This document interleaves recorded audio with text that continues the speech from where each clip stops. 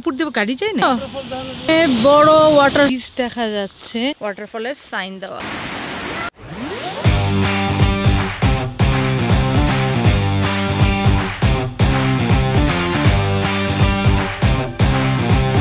Hello everyone, কেমন আছেন সবাই? সবাইকে ওয়েলকাম জানাচ্ছি আমাদের বেলফাস্টের তৃতীয় দিনের ব্লগে। তো সকাল সকাল আমরা এখন বের হচ্ছি। আজকের দিনটা আলহামদুলিল্লাহ অনেক ভালো, খুব সানি দেখা যাচ্ছে সকাল থেকে। দেখা যাক সারাদিন কীরকম যায়। তো আমরা আজকে বেলফাস্ট থেকে একটু দূরে আরেকটা শহরে যাব এবং খুবই সুন্দর একটা ন্যাচারাল রিজার্ভ এরিয়া দেখতে যাব, যেখানে হচ্ছে ওয়াটারফলও আছে। সো জানি না ওয়াটারফলটা এক্সপ্লোর করতে পারবো কিনা, বাট আমরা ট্রাই করব আজকে সেই ওয়াটারফলগুলো এক্সপ্লোর করার। সো আমরা যাচ্ছি আজকে, ওই জায়গাটার নাম হচ্ছে হেলেন্স বে। সো তাহলে চলেন আপনারাও আমাদের সাথে আজকের দিনে বেলফাস্টের সাইট সিংয়ে। আমি ভেবেছিলাম যে আমরা বাসে যাচ্ছি, বাট আমরা বাসে যাব না, আমরা বাস দিয়ে আবার ট্রেন স্টেশনে যাচ্ছি। আমাদের স্টেশনে চলে আসছি, ল্যানন প্লেস স্টেশন। আমরা প্রথমবার বেলফাস্টের ট্রেনে উঠবো। আমরা কিন্তু বেলফাস্টের বাইরে যাচ্ছি, তারপরও হচ্ছে আমরা যে টিকিটটা মানে যে কার্ডটা করছিলাম আর কি, ট্রেন বাস সব কিছু সহজ ছিল, সেই কার্ডটা দিয়ে আমরা যেতে পারতেছি। তো এটা খুব ভালো হয়েছে আসলে।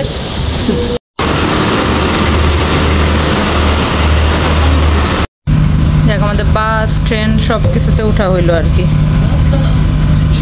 এই তো আমরা স্টেশনে এসে নামছি, এখন আমরা সেই কান্ট্রি পার্কটাতে যাব।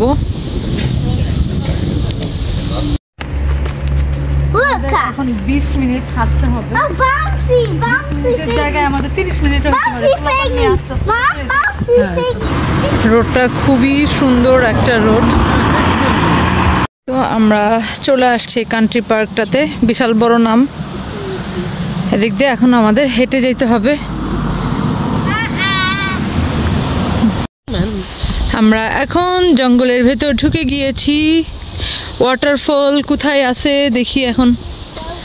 পানির তো শব্দ শোনা যাচ্ছে। নদী মানে কি সমান ওই ওয়াটারফলেরই তোমার ক্যানেলের মতো। কি সুন্দর ন্যাচারাল একদম। আর এখানে একদম হাঁটার জন্য এখানে একটা সাইন দিয়ে রাখছে। এইটা দেখছো, ব্রিজটা উপর দিয়ে গাড়ি যায় নাকি? গাড়ি, হ্যাঁ, তা সাইড দিয়ে হাঁটো।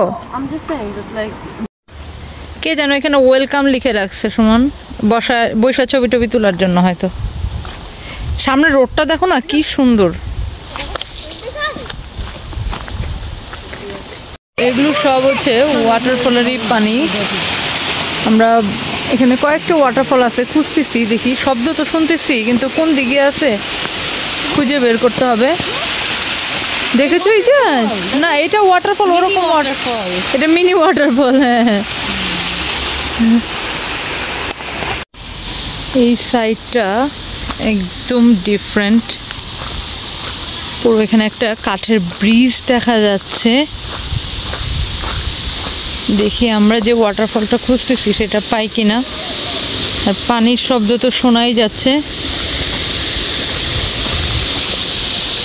আমরা সেই ওয়াটারফলটার উদ্দেশ্যে যাচ্ছি, খুঁজতেছি গুগলে দেখে দেখে, জানি না পাবো কিনা।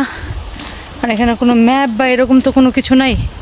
এখন গুগল রাইড দেখায় কিনা। এখন পাহাড়ের উপরের দিকে আমরা উঠতেছি।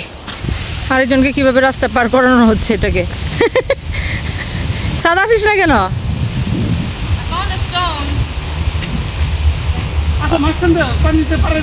জঙ্গলের ভেতর দিয়ে আমরা ওয়াটারফল খুঁজতেছি। ওই যে দেখা যাচ্ছে রাস্তায় একজনকে পাইছিলাম, তাকে জিজ্ঞেস করলাম, সে বলল। আর গুগলেও দেখাচ্ছে রাইটটাই দেখাচ্ছে। মনে হয় আমরা এখন খুঁজে পাইছি, এখানে একটা ব্রিজ আছে, এই ব্রিজটা ক্রস করে যেতে হবে। আর পানির শব্দও শোনা যাচ্ছে।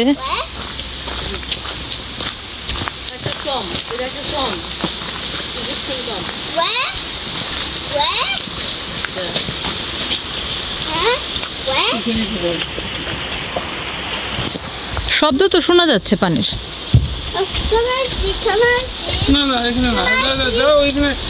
এই গাছটা আমি গুগলে কিন্তু দেখছি আমি এই গাছটা, আর এই তো এখানে ওয়াটারফলের সাইন দেওয়া আছে। চলো that way, we're in right way। এই যে দেখো ফুলি আমরা ওয়াটারফল এখন পেয়ে গিয়েছি সামনেই। এত ন্যাচারাল এই জায়গাটা, ওয়াও ইয়েস আমরা ওয়াটারফল পেয়েছি। ওই যে সামনে দেখো মাম্মা, সামনে সামনে ফ্রন্ট ফ্রন্ট।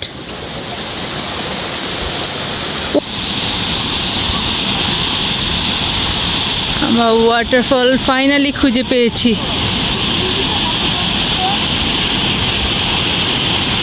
দেখছো ওয়াটারফলটা খুব বেশি বড় না, তারপরেও ভালো লাগতেছে। আমরা আসলে খুঁজে পাইতে একটু ঝামেলা হয়েছে, কিন্তু কাউকে জিজ্ঞেস করলে আর কি পাওয়া যায়। তারপরে ইজাজ তুমি এখানে কি করছো? তুমি একটা ওয়াটারফল দেখেছো ইজাজ? হ্যাঁ, আমরা যখন ব্যাক করবো ঠিক তখনই সাদ আমাদের ডাকতেছে আর বলতেছে তোমরা একটু উপরে দেখে যাও। তো আমি ওর কথা রাখাতে একটু উপরে গেলাম, যেহেতু আমার চোখ ছানা বড়া যে এই ওয়াটারফলটাই হচ্ছে দেখেছিলাম, যেটা অনেক বড় ওয়াটারফল ছিল। যদিও এটা আমি গুগলে দেখেছি, কিন্তু আসলে জানতাম না যে এই দুইটা ওয়াটারফল একসাথেই, এটা আমার আইডিয়া ছিল না।